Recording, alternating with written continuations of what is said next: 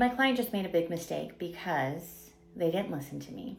And now they have to deal with it, unfortunately, because we're already under contract. So I have a client that I talked to them. We ran multiple numbers. And at the end of the day, we went through and I said, hey, it makes more sense for what you're looking to do to ask the seller for closing costs as opposed to lowering the purchase price. Again, we went over numbers, right? We went through this. And they said, okay, great, sounds good, yada, yada, yada. You know, we have the money to close, so we're not necessarily worried about that, but I understand what you're saying. And I said, okay, great.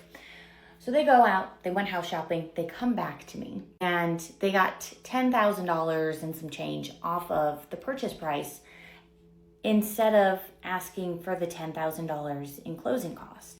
And we ran the numbers, and they're like, Jordan, this doesn't really change anything from what we originally went through because it's only knocking off $10,000 from the purchase price. And I said, correct. This is what we went through.